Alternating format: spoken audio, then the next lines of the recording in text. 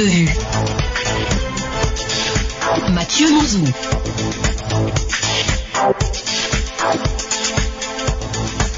Bonjour et bon lundi à vous toutes et à vous tous. Vous êtes dans l'émission Point de vue sur Zéphyr.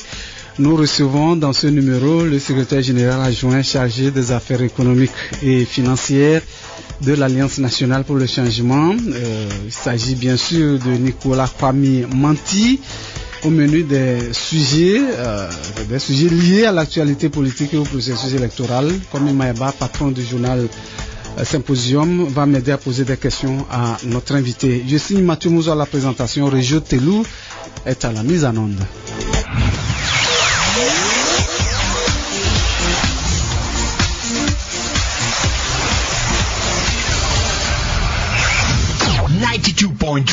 This is Zéphyr. Point de vue. Voilà donc comment nous démarrons cette émission. Notre invité est avec nous, Monsieur Nicolas Kwame Manti. Bonjour. Bonjour Monsieur Mouzou. Vous êtes le secrétaire général adjoint chargé des affaires économiques et financières de l'Alliance nationale pour le changement. Merci d'avoir répondu à notre invitation, toujours très disponible. Ça fait plaisir. J'en profite pour saluer vos auditeurs et auditrices et dire bonjour à la population togolaise. Merci beaucoup. Le confrère Kwame Maeba est en route. Il va nous retrouver ici et on va parler peut-être d'un autre sujet concernant notamment notre confrère Ferdinand Haïté qui a été donc honoré à recevoir le prix international de la liberté de la presse 2023 décerné par le comité pour la protection des journalistes. Quand le confrère sera là, on va aborder le sujet. Alors, pour démarrer, Monsieur Manti, le président national de l'Alliance nationale pour le changement a rencontré, Monsieur Jean-Pierre Fabre a rencontré la jeunesse du parti, c'était samedi dernier. On voudrait savoir, c'est l'actualité, pourquoi cette rencontre et qu'est-ce que le président national de l'ANC et les jeunes se sont dit. Il faut dire que l'ANC a pour habitude d'organiser de telles rencontres. Il faut partager les expériences et on vient de faire un parcours du recensement électoral, parcours auquel les jeunes prennent part activement et donc il était nécessaire de les regrouper, d'entendre leurs remarques et en retour qu'ils puissent recevoir d'autres points de vue pour leur permettre de continuer à être efficaces sur le terrain. Et il faut également dire que le président avait à cœur d'expliquer aux jeunes de notre parti et à travers eux les jeunes du pays certains tenants de la politique togolaise. Les circonstances ont beaucoup évolué et il faut que la jeunesse prenne conscience de certains faits et qu'elle puisse juger et décider en toute autorité et en toute connaissance. Ça s'est bien passé apparemment. Ça s'est très bien passé. Une oreille attentive. Ça s'est très bien passé. C'était au-delà de nos attentes d'ailleurs, parce que on espérait un certain nombre de jeunes, mais on en a eu plus que ça. Et c'est de bonne guerre parce que l'ANC est sur le terrain depuis et je crois que la population est suffisamment sensibilisée sur les activités de l'ANC. C'est ce qui explique cet engouement qui a été observé au cours de cette rencontre du président avec la jeunesse. D'accord. On va parler du processus électoral. Vous avez suivi, comme tous les autres partis politiques, le recensement électoral. L'ANC n'est pas satisfait de l'opération à 100%. Cela a été manifesté à travers des communiqués. Alors aujourd'hui que vous êtes avec nous, on voudrait savoir c'est quoi le souci au niveau de l'ANC. D'abord, je ne sais pas comment les autres partis ont fait le suivi du recensement. Nous étions sur le terrain. On a mis en place une organisation particulière à plusieurs niveaux. D'abord, nos représentants dans les CELI. ensuite nos représentants dans les CLC et CRV, et des délégués, parce qu'il faut savoir que l'ANC n'est pas membre de toutes les CELI, donc il nous fallait avoir des délégués dans les CELI pour lesquels nous ne sommes pas membres. Nous avons également eu des superviseurs qui allaient de CRV en CRV pour voir comment est-ce que les choses se passent et nous rendre compte. Donc nous étions effectivement sur le terrain, et en plus de ça, on a eu une équipe de veille et une équipe du bureau national qui était sur le terrain en dehors des superviseurs. Nous sommes allés jusqu'à Saint-Cassé et nous avons observé beaucoup de choses, et au fur et à mesure qu'on observait ces choses-là, on tentait en intervenant auprès des membres des CLC, des CRV, des CELI ou de la CENI pour obtenir réparation, et au même moment on attirait par voie de communiqué ou de lettres les autorités compétentes en la matière pour que des choses qui n'allaient pas bien soient rectifiées. Donc voilà comment l'ANC a vécu ce recensement, et vous le dites, nous ne sommes pas satisfaits. Nous ne sommes pas satisfaits parce que déjà dans la région maritime qui est la zone 1, tout le monde, tous les Togolais ont été témoins de l'arrêt brutal du recensement, alors que les populations étaient encore dans les rangs pour demander leur carte d'électeur. Et cet arrêt-là nous a paru vraiment bizarre. C'était le délai en fait. Il y a eu un délai, après il y a eu une prorogation. S'il y a eu prorogation, ça voudrait dire que cela a une explication.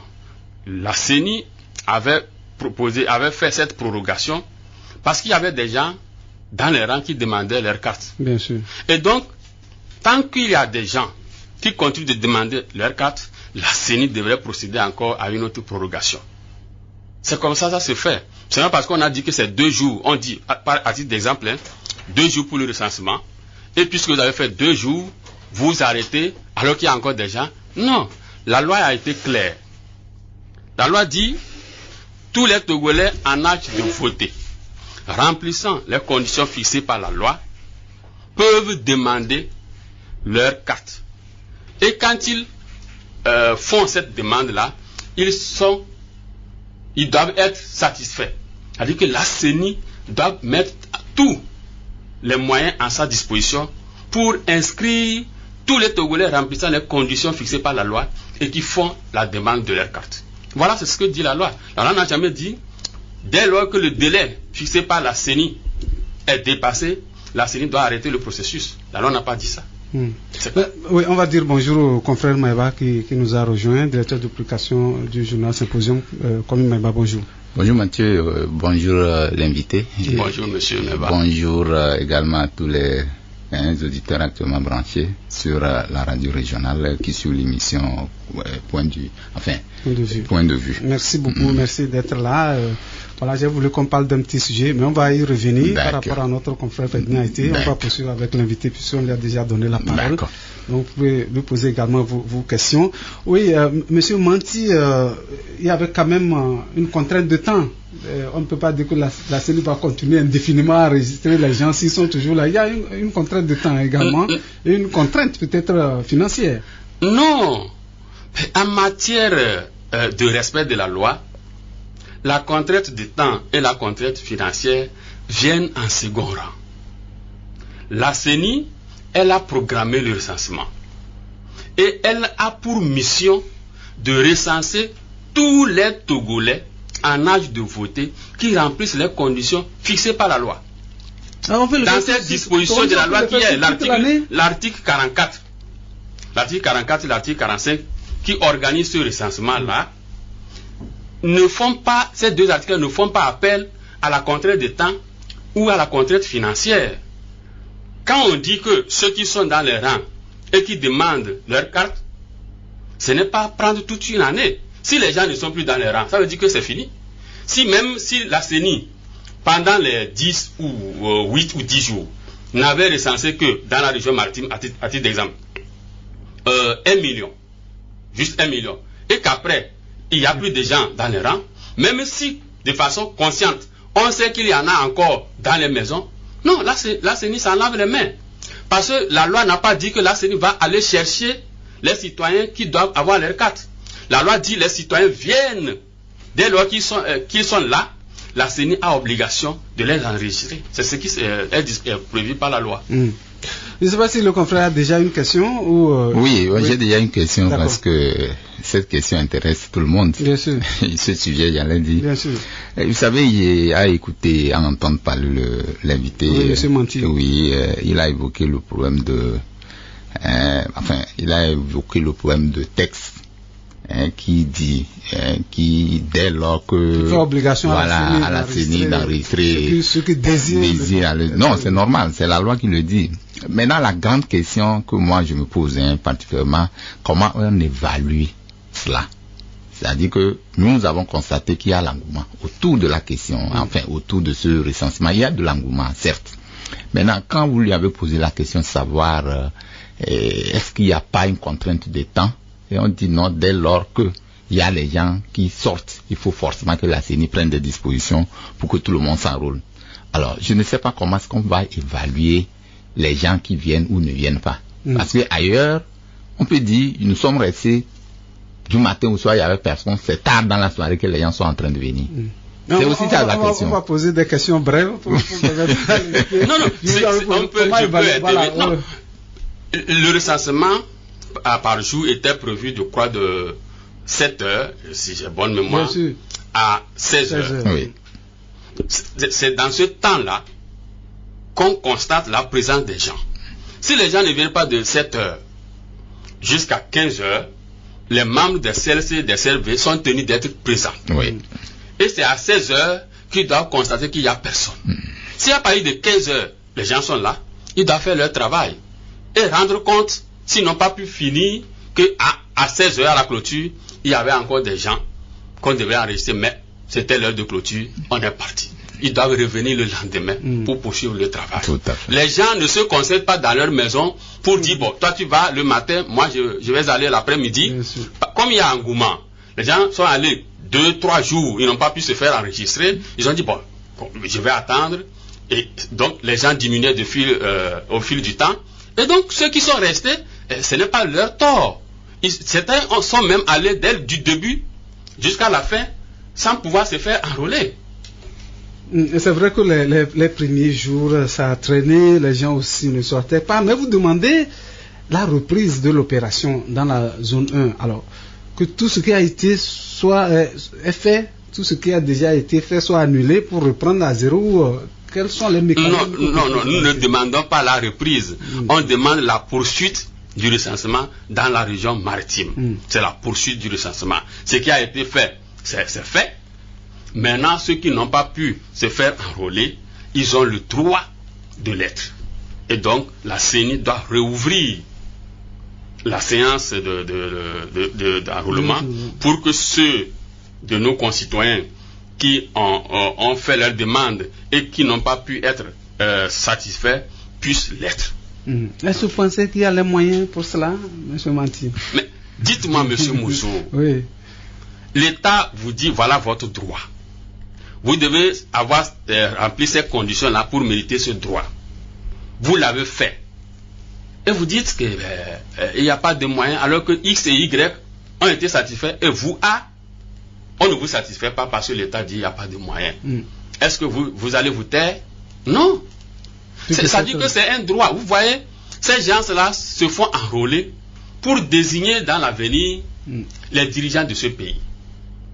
Ne pas les enregistrer, c'est leur refuser le droit de choisir leurs dirigeants. Et je crois que c'est inconcevable. Monsieur Maïba, une question? Non, cette question, je crois qu'aujourd'hui, le constat est pertinent. Il a fallu que ce recensement-là, la plupart ou beaucoup de personnes soient recensées. Mais malheureusement, nous avons constaté, comme avec l'invité d'ailleurs, qu'il y a beaucoup qui sont restés sur le carreau, qui n'ont pas été recensés. Bon, nous disons que pour la prochaine fois, puisque quand on dit reprendre le recensement, puisque c'est le mot que nous avons reçu, il faut la reprise du recensement dans dans la zone 1. Moi, je me dis, cette question, elle serait un peu difficile à décortiquer s'il s'agit de la reprise, parce que il fallait demander peut-être quelques jours de prorogation pour continuer ou terminer ceux qui sont restés sur le carreau. Mais aujourd'hui, c'est ce que l'ANC demande. Oui, c'est ce que nous demandons également, parce qu'aujourd'hui, les sources de conflits que nous constatons souvent après les élections sont liées. Ça commence leur origine dans cette question où les gens se disent se orienter à des fins politiques. Je pense que la CENI doit prendre des dispositions pour revoir les choses, pour que tout le monde soit satisfait. Ça, c'est un commentaire. Voilà. Pas une question. C'est pas une question, oui. D'accord. Alors, vous pensez que ce sont, M. Manti, les militants de l'opposition, que ce ne sont pas recensés? Quand vous réagissez, c'est ce qu'on a, on a l'impression, comme si vous dites, pourquoi la CENI n'a pas recensé nos militants? Est-ce que c'est le cas? Non, pas du tout. D'abord, vous connaissez l'orientation politique de l'ANC. On se bat pour tous les Togolais, quelle que soit leur tendance politique. Nous ne savons pas qui exactement n'a pas été recensé et qui l'a été du point de vue tendance politique. Nous, on a constaté que dans les rangs, à la clôture, il y avait encore des citoyens et il faut les recenser. C'est leur droit et nous ne faisons que réclamer que ce droit-là leur soit reconnu et satisfait. C'est tout. Bon, puisque vous êtes pratiquement, c'est vrai qu'il y a d'autres regroupements qui le font, mais vous êtes pratiquement les seuls à beaucoup parler de cela. Alors, est-ce que vous avez parlé aussi de l'enrôlement des mineurs et des étrangers sur les listes électorales? On voudrait savoir aujourd'hui sur quelle base vous le dites. Vous savez, je viens de vous dire que nous étions sur le terrain. J'étais avec des camarades sur le terrain. On a supervisé d'abord la région maritime, la zone 2 et la zone 3. Je vous ai dit que nous étions allés même jusqu'à Saint-Cassé. On a eu à rencontrer des présidents de CELI. Nous sommes allés dans les CRV pour constater ce qui se passe sur le terrain. Et nous-mêmes, nous avons rencontré des mineurs dans les rangs à qui nous avons posé la question. S'il te plaît, vous avez quel âge? L'enfant dit 13 ans, 14 ans, 15 ans, 16 ans, 17 ans. Quand c'est 17 ans, bon, et c'est un peu, il y a le doute, on peut dire, peut-être que dans quelques mois, l'enfant va avoir 18 ans. Mais il faut savoir la date, selon les textes, qui lui permet d'être enrôlé. Et sur ce point-là, on n'était pas trop exigeant. Mais quand c'est 16 ans, tout ça là, on leur disait gentiment. Je crois que là, vous n'avez pas compris. Celui qui vous a dit de venir dans les rangs... En principe, ils doivent tenir des pièces pour se faire enrôler. Je vais en venir. Vous a trompé. Il faut retourner à la maison. Quand vous aurez 18 ans, venez vous faire enrôler. Nous avons besoin de vous pour voter en notre faveur. Mais pour le moment, ce n'est pas votre travail. Allez, certains ont compris, d'autres sont restés. OK?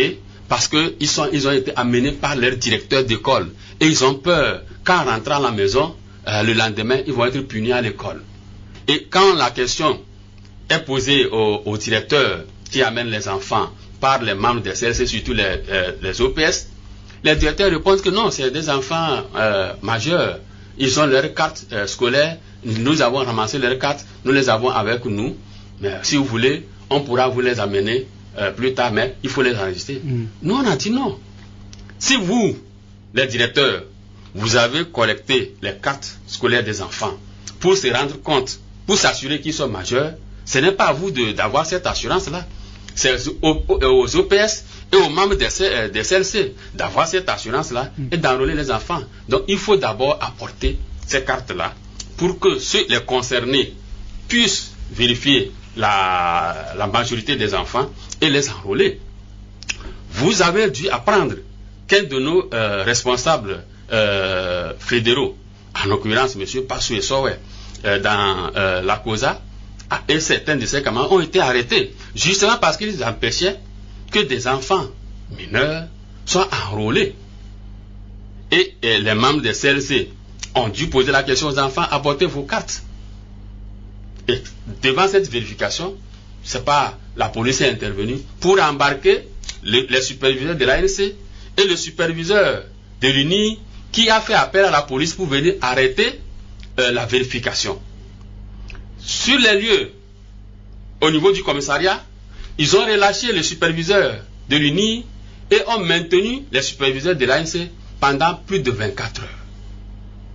Bon, c'était juste une manœuvre pour empêcher les camarades de continuer, d'empêcher l'enrôlement des mineurs. Dans tous ces débats, parce que nous aussi nous sommes allés aux informations, ce qu'on a eu également. Non, j'ai une question. Non, puisque nous on n'était pas vraiment sur le terrain, on a fait des appels, j'étais sur le terrain, j'ai eu même un accrochage avec le président de la CELI de COSA 1 et 2 sur cette question, qui avait le jour-là même, le matin, convoqué M. Passou dans ses bureaux. Et j'avais dit qu'il n'avait pas ce droit parce qu'il disait à notre camarade qu'il n'est pas superviseur, il n'est pas délégué, il est observateur. Donc il regarde et s'en va. D'accord. À qui est dévolu le rôle d'empêcher les mineurs de s'enrôler? En réalité, la loi telle qu'elle est, autorise tout citoyen qui veut qu'on respecte la loi de demander, d'obtenir l'arrêt de la violation de la loi. Tout citoyen. Encore plus un délégué. Donc, eux, ils n'arrêtent pas, mais ils demandent aux membres de CLC, celui-là est en train de violer la loi, vous ne devez pas lui permettre de violer la loi. C'est simple. Est-ce que vous avez pu cibler les localités dans lesquelles vous avez enregistré ces enrôlements de mineurs et d'étrangers? Si vous aviez lu notre communiqué, vous allez vous rendre compte que nous avons ciblé, nous avons cité des localités, mais ce ne sont pas seulement ces localités-là. Nous avons dit notamment. Si vous voulez, je peux les citer, citer certaines localités. C'est dans la zone 2, la zone 2, la zone 3. Dans toutes les zones. La zone 2, la zone 3, c'est là où on a constaté l'enrôlement. Dans la zone 1, non. Dans la zone 1, non. Il n'y a pas eu d'enrôlement des mineurs. Oui, à qui peut être. À qui peut profiter. Non, oui, à qui peut profiter ces enrôlements. Vous savez, la CENI est dominée par le parti au pouvoir. La CENI, oui, la CENI est dominée par le parti au pouvoir. La majorité a 6 représentants. Oui. Non, c'est l'égalité. Non. Vous ne maîtrisez pas les choses. Non, c'est non le code. C'est le code, oui. Quand je vous dis, c'est le code. Le code a dit que c'est paritaire, n'est-ce pas? Avec un de l'administration, n'est-ce pas? Celui-là de l'administration, il n'est pas indépendant. Il est désigné. Attendez, je vous le dis, quitte à vous d'être d'accord ou pas. Il est désigné par qui? Par le ministre de l'administration territoriale, qui est du parti au pouvoir. La deuxième chose, c'est que le président de la CENI, l'honorable Yabré Dago, il est secrétaire exécutif adjoint de l'UNI. Mais il s'est présenté sous la bannière de la société civile. Et vous croyez qu'il est indépendant? Non. Donc, Monsieur Mati, tout ça, c'est vous qui attribuez. Non, on n'attribue pas. Allez vérifier quand vous prenez par exemple celui de l'administration, est-ce que c'est dit quelque part qu'il fait partie d'un parti politique? Je vous dis celui qui l'a désigné. Et le président, vous savez, dans la composition, quand nous on demandait la composition, quand on dit paritaire. Est-ce que si on fait partie, si on est membre d'un parti, on a comme vous dites, moi je n'ai pas vérifié, et qu'on a une association, au nom de cette association on est allé. Est-ce qu'on va nous dire? Mais je vous dis que je ne refuse pas, mais il est de l'UNI, secrétaire administratif de l'UNI, ce n'est pas rien. N'allez pas me dire que il va oublier son parti et il va travailler comme non, quand même. Il devrait aussi la prêter serment. Mais combien de Togolais ont prêté serment et ont fait le contraire dans ce pays? On ne va pas rentrer dans les détails parce que nous sommes tous Togolais. Alors, si c'est le cas, je crois que la CENI est en train de faire un travail d'appurement de tout ce qui a été fait comme enrôlement. Est-ce que vous ne faites pas confiance à ce travail? Vous pensez que la CENI est en train d'apurer le fichier électoral? Moi, je ne vois pas de signe dans ce sens. La CENI a dit qu'elle va afficher la liste provisoire. Oui. Mais pour le moment, c'est une opération d'appurement. Oui. Dans le communiqué de la CENI, ça a été clair. Mais c'est appurement dans quel sens?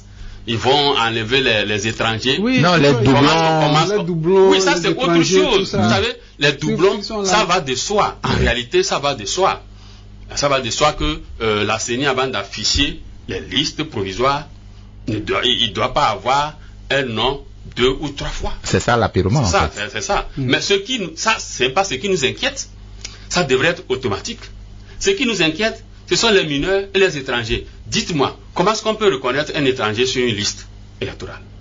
En tout cas, il semble qu'il y a des manières quand même pour le faire avec le système informatique. On dit, ceux qui n'ont pas 18 ans, que ça les... c'est systématique.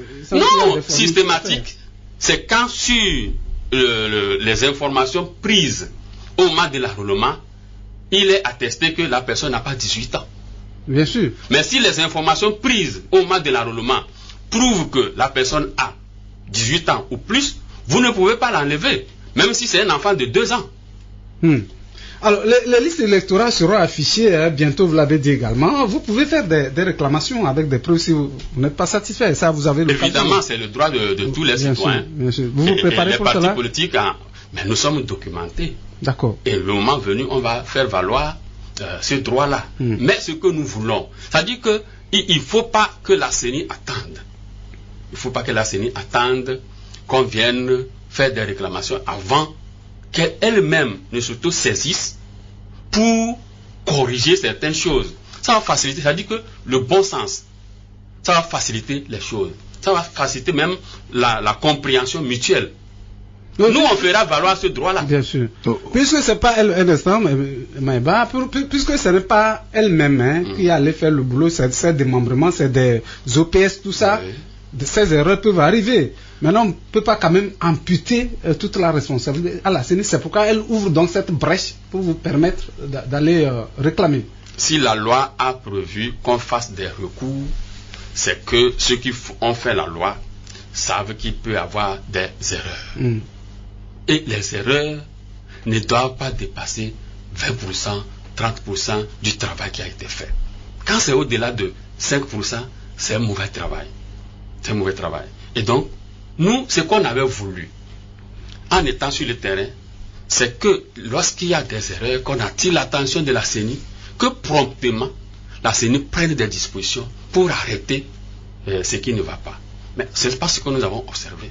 Évidemment, à certains moments, les CELI nous ont suivis et ont fait un travail correct quand on leur a fait appel. Mais dans la plupart du temps, les gens ont fait la sourde oreille. Oui, monsieur. Oui, je disais que est-ce qu'il n'y a pas une voie de recours pour la demande, enfin pour la demande de la reprise? Comment est-ce que ou bien c'est par simple communiqué, vous pouvez saisir la CENI directement? Comment ça se fait? Non. De quel recours vous parlez? Non, par exemple, la reprise, au niveau de la région maritime. Oui.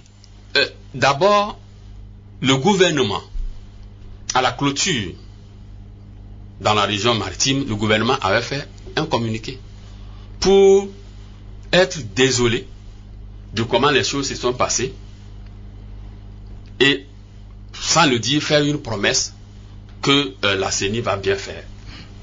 La CENI elle-même a fait le même constat. Oui. Donc, nous, on ne fait que dire à la CENI et au gouvernement. Par quelle voie, s'il vous plaît? Nous avons écrit. Voilà. Nous avons écrit au président de la République. On a écrit au ministre de l'administration territoriale. On a informé aussi la CENI avant de faire le communiqué. D'accord, on va marquer une pause, on revient pour la suite.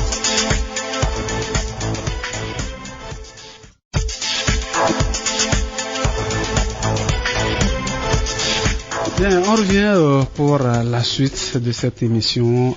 Merci beaucoup à vous de nous suivre. Je rappelle que notre invité aujourd'hui, c'est M. Nicolas Kwame Manti, secrétaire général adjoint chargé des affaires économiques et financières de l'Alliance nationale pour le changement. Le confrère Kwame Maïba qui est également à mes côtés, patron du journal Symposium. Merci beaucoup. On revient avec notre invité. M. Manti, on vous donne à nouveau la parole.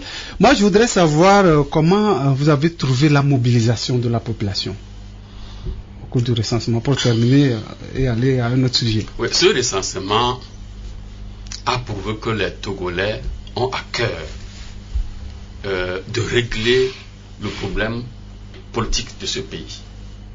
C'est un recensement qui n'a plus été observé de cette manière-là depuis celui de 1997 pour les élections de 1998. Il y avait eu un engouement très sérieux à l'époque. Et c'est ce qu'on on est en train d'observer cette année. Nous en sommes vraiment très fiers de ce que les Togolais sont en train de reprendre conscience que cette lutte-là est la leur et que chacun de nous doit apporter sa pierre à l'édifice pour qu'enfin nous ayons un pays qui nous appartienne à tous au même niveau. Alors, dans un courrier adressé au ministre en charge de l'administration territoriale, vous souhaitez la convocation du cadre permanent de concertation CPC. Est-ce que vous confirmez cette information? Oui, l'ANC a écrit donc au ministre de l'administration territoriale pour demander la convocation d'une réunion du CPC. Nous l'avons fait. Alors, quel doit être le menu de ce rendez-vous selon l'ANC? Dans notre adresse, nous avons souhaité que le CPC puisse s'occuper de certains problèmes, notamment le recensement.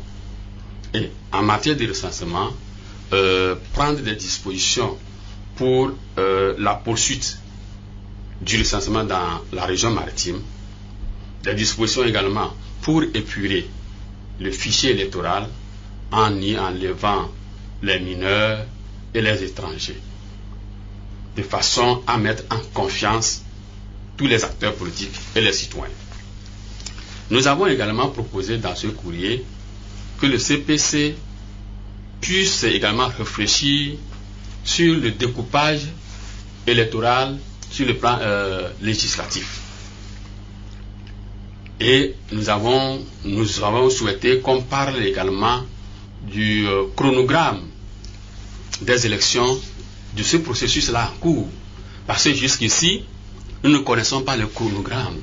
Or, aucun acteur sérieux ne peut bien s'organiser s'il ne maîtrise pas le chronogramme.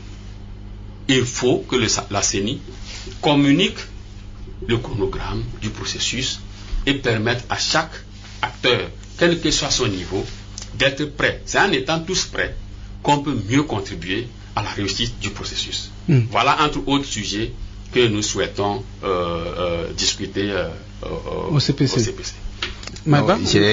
J'ai une question. Oui. Je reviens par rapport à l'engouement des citoyens par rapport à ce recensement. Est-ce que vous ne la voyez pas, l'engouement, vous ne le voyez pas sur le plan des erreurs commises par l'opposition par rapport au boycott de 2018? Non, pas du tout. Parce qu'après ça a donné, nous avons vu que la population a été victime de ce boycott-là que l'opposition avait appelé et a subi beaucoup aujourd'hui. Il y avait beaucoup de programmes qui ont été mis en place. Ceux qui étaient recensés avaient la possibilité de participer à ces programmes-là. Aujourd'hui, on se dit que le recensement, s'il a encore fait des erreurs, ça va être un peu compliqué. Est-ce que vous le voyez dans l'actif de l'engouement par rapport aux élections qui viendront, ou bien c'est pour des enjeux, je sais pas. Les enjeux sociaux. Les enjeux sociaux. Je crois que le Togolais, avec le niveau de pauvreté qui nous caractérise et la souffrance que nous endurons, le Togolais ne devrait pas se dire que avec 10 000 francs le mois ou 11, 12 000 francs le mois qu'il doit être sauvé. Et donc aller faire feu de tout bois pour se faire enrôler et avoir la carte d'électeur et bénéficier de façon aléatoire, parce que rien ne certifie qu'il y aura encore des projets sociaux, de façon aléatoire à la fin du mois, 10 000 ou 15 000. Je crois que ce n'est pas ce que veulent les Togolais. Ce que veulent les Togolais, c'est d'avoir un régime ou une gouvernance qui prend soin d'eux, de vivre un état de droit véritable. Et pour l'obtenir, il faut voter. Il faut choisir ces dirigeants-là qui puissent apporter l'état de droit et permettre à chacun de bien vivre. pense que c'est ce qu'ils recherchent les Togolais. On va revenir sur le découpage. Comment le voulez-vous? Parce qu'on sait qu'aujourd'hui, il y en a un. Vous savez, depuis 2011, s'il y a bien bonne mémoire, l'ANC avait sorti un premier projet de découpage électoral pour dénoncer celui qui existait. Le découpage électoral actuel a beaucoup d'erreurs. D'abord, la loi, la Constitution dit que tous les Togolais sont égaux en droit et en devoir. Et que la voix de Manti ne doit pas être supérieure à la voix de M. Mouzou, ainsi de suite. Donc, cela voudrait dire que dans le découpage électoral, s'il faut 5 personnes pour élire un député dans une zone A, il devrait avoir également 5 personnes pour élire un député dans une zone B. C'est ce que nous recommande la Constitution. Et c'est ce que nous demandons. Si nous pouvons faire un découpage qui respecte la Constitution, plus de problème. Aujourd'hui, vous allez constater que, je prends juste l'exemple du Grand Lomé. Ok? Lomé, le Golfe et Aguenivé font près de 2 millions. Font près de 2 millions. Et ils ont, ces deux préfectures ont combien d'élus? 10. 2 millions sur 8 millions. 2 millions sur 8 millions, ils ont 10. Alors que sur le plan national, nous avons 91. Vous ne trouvez pas que c'est... 11 sièges à l'Assemblée. Oui, à l'Assemblée nationale. C'est trichant. C'est comme si les populations des préfectures du Golfe et d'Aguenivé sont des sous-hommes par rapport au reste de la population. Alors, je crois que le découpage actuellement parle, il y a le critère démographique, il y a le critère géographique. Je crois que ce découpage est pris en compte par rapport à cela. Ce que dit la loi, la Constitution ne parle pas de critères géographiques. La Constitution parle de critères démographiques. Maintenant, si le gouvernement a introduit le critère démographique, c'est tant mieux. Sauf que, même dans ces critères-là, le gouvernement ne respecte pas ce critère. Ok, je vais vous donner quelques exemples. Prenons la préfecture de Dagny, qui a environ 50 000 habitants. Cette préfecture a 2 sièges au Parlement. À côté d'elle, la préfecture de Kbélé, qui a environ 100 000 habitants, peut ne pas avoir de députés. Parce que cette préfecture, comme la préfecture de la Kébou, la préfecture de Saint-Cassé, la préfecture du Bamono, la préfecture de Oti Sud, la préfecture de Naki, Mo, la préfecture de Bengal Ouest, je crois. Ces préfectures-là peuvent ne pas avoir d'élus au Parlement, puisqu'elles font partie ensemble avec une autre préfecture d'une même circonscription électorale. Si je prends la préfecture de Kbélé, elle et la préfecture de Kloto font une circonscription électorale. Si l'ANC se présente dans cette circonscription électorale, ensemble avec l'UNI, quel parti je prends, peut-être le cas, je cite seulement 3 partis, puisque c'est 3 sièges, et que chaque parti prenait pour tête de liste un candidat venu de Kloto, chaque parti a pris pour tête de liste Kloto, et qu'à la fin de l'élection, chaque parti ait obtenu un siège, ça veut dire que Kbélé n'a pas de représentant à l'Assemblée nationale. Et où se trouve alors le critère géographique que veut faire valoir le parti au pouvoir? Donc, c'est un découpage qui est taillé sur mesure pour permettre à l'UNI d'avoir la majorité et sans tenir compte du droit qui est donné à chaque citoyen d'avoir la même voix. Est-ce que ce n'est pas prêter intention Pas du tout. à votre adversaire? Pas du tout. D'accord. Alors, vous parlez aussi du chronogramme. Alors, c'est vrai que les dates des 2 élections à venir ne sont pas encore connues, mais on dit souvent, est-ce que vous avez vraiment besoin de ce chronogramme, puisqu'on dit à la fin d'une élection, une autre élection se prépare?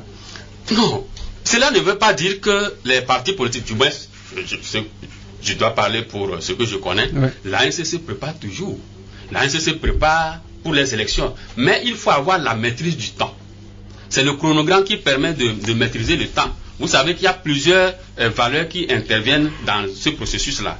Il y a les moyens financiers, il y a les moyens humains, ainsi de suite. Donc, si vous n'avez pas la maîtrise du temps, comment alors utiliser ces moyens-là? On ne peut pas utiliser ces moyens à bon escient. Si nous savons que le recensement devrait commencer telle date et prendre fin telle date, nous pouvons participer à la sensibilisation de la population. Hein? Vous savez que la CENI n'avait pas fait la sensibilisation qu'il fallait pour que la population sache que voilà, même la formation qu'elle devrait donner aux EPS et aux membres des CLC, cette formation n'a pas été efficace parce qu'on a vu sur le terrain le comportement des membres des CLC et des OPS. Et il y en a qui ne maîtrisaient absolument rien. Donc, quand vous n'avez pas la maîtrise de ce temps-là, les acteurs politiques ne peuvent pas aider de façon efficace à l'organisation sérieuse des élections. D'accord. Oui, je voulais voir par rapport au CPC. Vous savez que c'est un cadre où tous les partis, enfin c'est les partis qui ont participé, je crois, à la CNAP. À CNAP, non seulement ça aux élections depuis, je crois, les dernières élections, non, c'est ça, qui seulement se retrouvent au sein du CPC. Aujourd'hui, alors que c'est un cadre où exclusivement les questions politiques sont traitées, en l'occurrence les questions électorales. Aujourd'hui, que feront des revendications de ceux-là qui ne font pas partie de ce cadre-là? Est-ce que vous pouvez citer l'exemple des gens qui ne font pas partie de ce cadre? Oui, il y en a, quand, par exemple, bon, je peux parler par exemple de la DMP aujourd'hui, qui n'est pas un parti politique, mais un regroupement de partis politiques qui ne fait pas partie de ce cadre. Est-ce que les partis de la DMP qui font partie, qui sont membres de la DMP, n'ont pas été aux élections législatives ni ils ont participé. Vous venez de dire que le CPC est réservé pour ceux-là qui ont pris part à ces élections. C'est vrai que c'est parti. Nous, on ne peut pas décider à leur place qu'il faut prendre part au CPC ou ne pas prendre part au CPC. Nous n'allons pas non plus leur dire, pour vos revendications, faites ça comme ceci ou là. Je crois que la DMP s'est fait entendre. Elle a sorti des communiqués là. Voilà. Bon, donc, voilà. Oui. Maintenant, il leur appartient de voir comment est-ce que elles peuvent aussi, ces parties-là, cette formation-là, peut participer au débat actuel. Il n'appartient pas à l'ANC de dire, bon, après réflexion, nous pensons que vous devez faire ceci.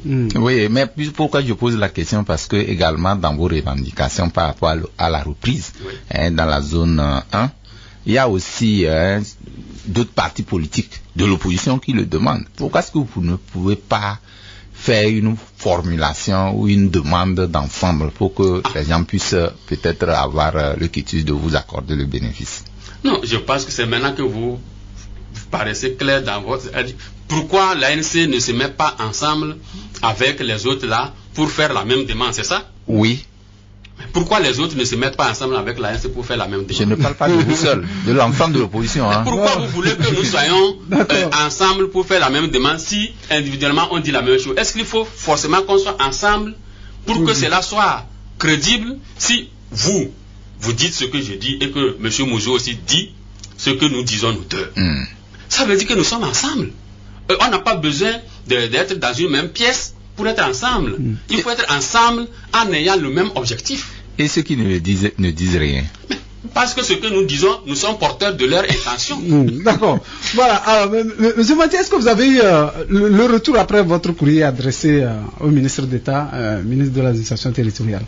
Oui, je peux vous dire que le vendredi dernier, on a reçu une correspondance du ministre qui convoque le CPC pour mercredi prochain et jeudi. Très bien. Alors, est-ce que vous pensez que finalement, vos revendications peuvent passer, notamment faire le chronogramme, notamment le découpage électoral et puis la reprise du recensement. Est-ce que vous pensez que ça peut passer? Nous avons demandé ces choses-là, nous avons demandé la convocation du CPC en ayant espoir qu'en échangeant entre nous, on peut trouver des solutions.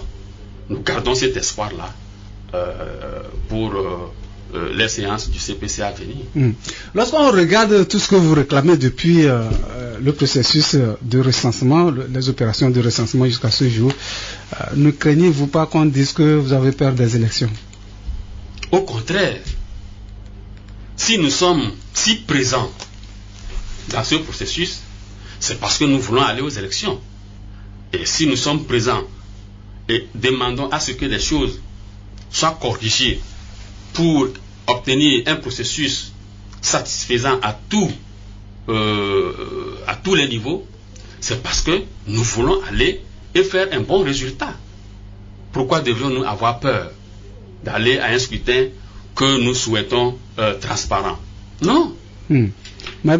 Une question non, pratiquement vers la fin oui, c'est un commentaire. C'est-à-dire par rapport, Et par rapport à la question d'avoir peur ou d'être prêt, je pense que aujourd'hui l'opposition, dans son ensemble, y compris l'ANC, n'a pas encore donné. C'est un commentaire, je dis bien, n'a pas encore donné le quitus de ces partis-là qui puissent aller réellement aux élections. Je vais m'expliquer un peu. Parce que quand vous regardez un peu, votre concentration, c'est justement, il y a eu des manquements ici, il y a eu des manquements là. Qu'est-ce qui fait qu'aujourd'hui, ces manquements-là n'ont pas été relevés tant que vous êtes sur le terrain depuis un moment avec les populations? C'est-à-dire que les populations qui vous pensez qui peuvent vous apporter leur quitus, vous devez être plus proche d'eux que d'attendre seulement au niveau des élections ou du recensement électoral. D'accord. Donc c'est à cela je dis, il y a encore un hic là dans cette erreur pour donner. Non, peut-être que vous ne suivez pas de près les activités de l'ANC. Nous sommes constamment sur le terrain. Nous animons des réunions, des meetings tout le temps, pas seulement à Lomé, dans toutes les régions du pays. Je viens vous dire que nous étions jusqu'à 5AC. Ne pensez pas que nous étions seulement autour des CRV, des CLC. Non, il n'y avait pas que ça. On a fait d'autres activités. Nous, le samedi, il y a eu une rencontre avec la jeunesse, du président national avec la jeunesse. Nous sommes constamment sur le terrain et c'est pour sensibiliser les populations. On va dire que vous faites un travail de terrain, vous vous préparez pour les élections, mais des voix au sein de l'opposition souhaitent, comme pour rejoindre le confrère, des coalitions ou des alliances électorales. L'ANC est-elle prête dans ce schéma? L'ANC a toujours souhaité les alliances. Mais vous savez que depuis que nous avons été créés, nous sommes créés, on a travaillé avec des partis politiques. Et pour avoir travaillé avec beaucoup de partis politiques, on a eu beaucoup d'expérience, heureuse comme malheureuse. C'est pour cela qu'aujourd'hui nous disons, tout en étant prêts pour travailler ensemble, nous souhaitons que ce soit des gens sérieux, des partis sérieux, des partis travailleurs. C'est tout ce que nous demandons. Donc nous sommes prêts. S'il y a des partis sérieux, des partis travailleurs, on travaillera avec eux. C'est tout ce que nous disons. On va terminer par l'appel de fonds que l'ANC a lancé. Ça ne suffit pas, l'ANC, c'est un grand parti quand même. Vous savez, même aux États-Unis, un parti qui veut gagner les élections ne peut pas se borner seulement sur ses propres ressources. Ce parti-là doit faire appel à la population pour contribuer. Vous savez, quand la population contribue, elle se sent concernée. Et elle est à même de demander des comptes. Mais c'est la première fois, c'est pas la première fois que vous le faites. Vous faites toujours des comptes. L'ANC a toujours fait des comptes. Nous faisons les comptes. Nous faisons les comptes. Pourquoi on ne ferait pas des comptes? Les gens estiment que si la population vous fait confiance, vous n'avez pas besoin de le dire, de vous aider. Elle sait financièrement, bien sûr, elle sait comment vous aider pour gagner les élections. Non, c'est pas ça. En votant. Vous savez, non, il suffit pas. Pourquoi nous voulons des fonds? C'est pour pouvoir aller vers la population, les sensibiliser, continuer de les sensibiliser. Si on n'a pas de fonds, comment est-ce qu'on ira vers elles? On ne va pas rester dans nos locaux pour dire la population nous fait confiance, donc le moment venu, elle va voter. Non, la population a besoin de comprendre notre projet de société. La population a besoin de savoir où on veut l'amener.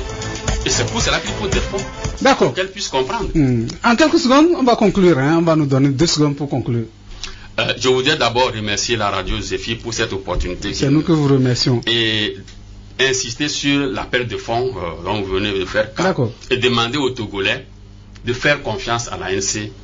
Nous leur ferons des comptes le moment venu, mais nous avons besoin de leur appui sur le plan financier et sur le plan humain pour nous accompagner vers l'alternance que nous souhaitons tous. Merci beaucoup, M. Nicolas Kwame Manti, secrétaire général adjoint chargé des affaires économiques et financières de l'ANC, notre invité aujourd'hui. Kwame Maïba, merci également à vous d'être là. Un lundi, c'est pas évident. Merci beaucoup. Cette émission se referme ici. Je vous remercie pour votre attention. Mise en ordre Roger Telou. Mathieu Mouzou, c'est mon nom. Bonne semaine de travail à toutes et à tous. Au revoir.